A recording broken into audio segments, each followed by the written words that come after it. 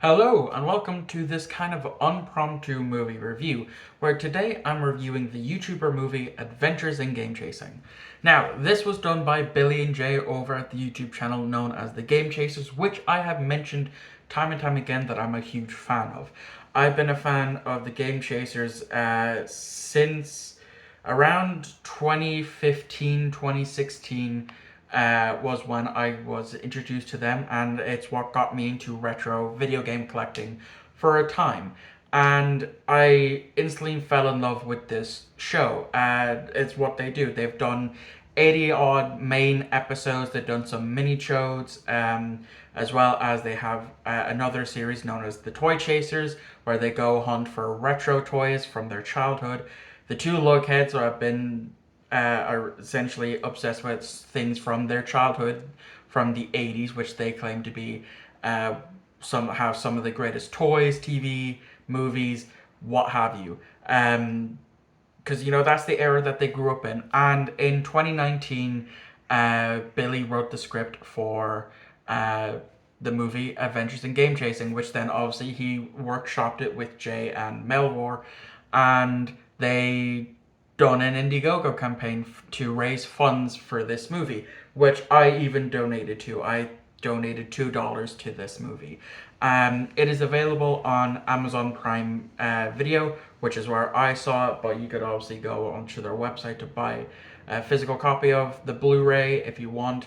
I haven't done that yet. I'm not sure if I will or not, but I still enjoyed this movie. So, what is this movie about? Well, essentially, it has a 1980s movie feel to it, but also with the chaser slapstick humor, gross out humor, that type of stuff that, gets them laughing is obviously going to be a part of this movie in some way, shape, or form.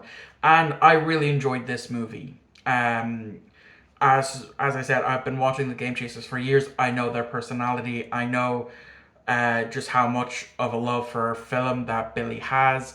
I know he went to college for that, and I knew when it came to this movie, he would do everything in his power to make a movie that he would love, but not only that he would love, that the fans of the Game Chasers would love. They've been doing the Game Chasers for 12 years now, so they obviously have a pretty decent enough following of 160,000 subscribers, and like I said, it's a good movie. It's essentially about Billy, the character of Billy and Jay, as well as their other YouTuber friends, OK Chief and 8-Bit Eric, tracking down Billy's old NES from his childhood that his grandfather got him.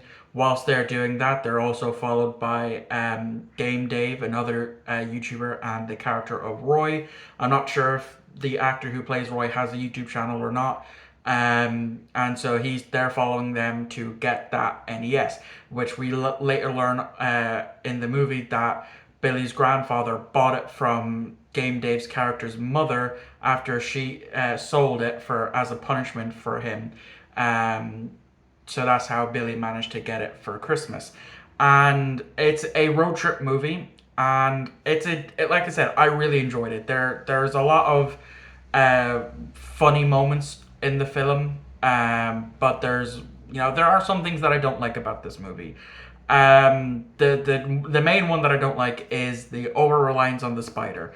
The spider follows the rule of three, in my opinion, where rule of three is a joke, where as you show it, continue to show this one gag, it's supposed to get funnier and funnier, but it doesn't make sense in my opinion. So what is the spider bit? Well, after going on a road trip to visit Billy's redneck cousin Chris, they stop off at this diner, and one of the diner patrons brought their spider to Doggo, which got loose and ends up on one of the owners to this diner's shirt, which freaks the four main guys out, which leads them to run out. And as they're getting into the car, Roy, because the Game Dave has been put into the trunk of their car in order to get the address to get this NES, and whilst that's happening, as they're just about to drive off, well,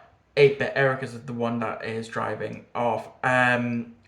the owner comes out and the spider's still on him, and then somehow the spider ends up in the trunk of the car after they sped off. That's one thing that was kind of off to me about it, that I didn't like. And then of course at the end of the movie, it just randomly shows up in the woods.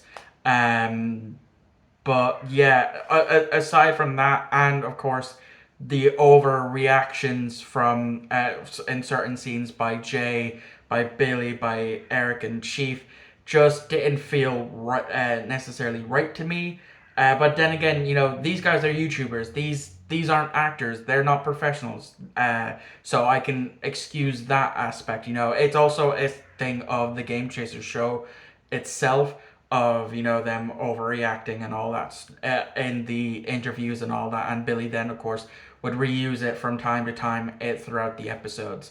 But in the end, Billy finds it, the NES, and he gets it back, and that's the end of the movie, essentially. So I really enjoyed this movie for the hour and 39 minutes that it is. It looked absolutely amazing.